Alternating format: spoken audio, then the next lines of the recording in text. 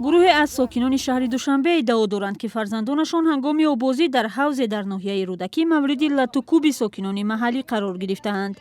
مجید عبیدوف میگوید پسرش در این زد و خورد از سرش آسیب دیده است. همراه با پسر او حالا 3 نفر دیگر با آسیب‌های مختلف در بیمارخانه قرار دارند.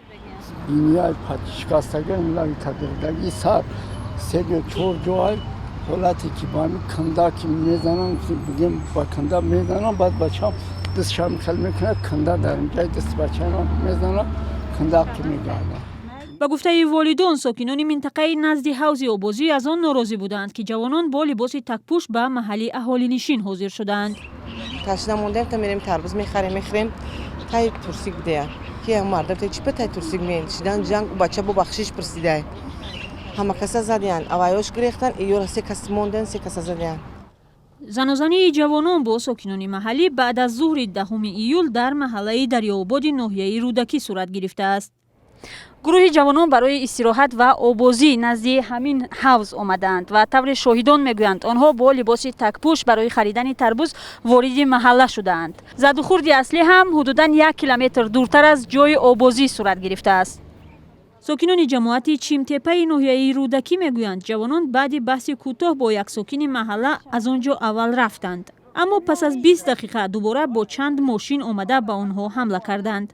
3 نفر ایستادگی بودیم. ماشینا قطعی آمدن نمرشون کندگی بود. یا ماشینش لطف شوندگی بود نمری قفوش. 12-14 نفر فر اومدن ای ماشین. سن خانه در اومدن شدن که ما پیش رفتیم اینجا قبلا کلولا کردن هم خشپیدن مونکی. توار قطعی کما یعنی ما کردیم کانتر دایره کرد. روسلان میگوید خبری لطوکوب شدن او و پسرش را مادری پیر و بیمارش شنیده از ترس همون شب فوتیده است. پسری روسلان هم در این زنازنی از چند جای دست آسیب دیده است.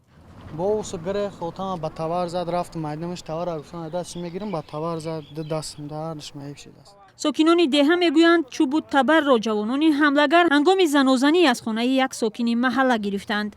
میبینم 2 آدم آمده است، یکش تای ترسی که پلافکی یا تدیگش فارو امی گرجدانس کی بچه بوز بالا نگاه میکنم توارم ده همینجا مونده اما کار کرده استم اومد ده همینجا توار گرفت همون صراف توار نمیجا خواب بود. من کار کردم که جای کار من.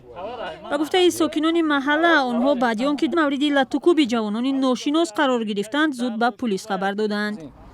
همین اکر آمدن خونه در اومدن پسش گفتم شما برو توات اپارتو به جنگ در دوره با اوسای در مایداش ترین حوالی نوشته گپ رو گوش نکرد با توات همین اکر زد و همین براه برآمد بین خلق توار کردن پریش کم زد یک یعنی ما غلطی با برو اومدن قدیره.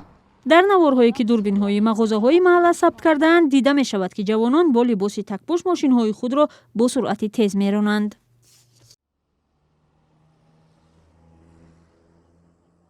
در پی این زنازنی از 2 طرف چند نفر آسیب دیده 2 جوان دیگر حالا در بازداشت قرار دارند.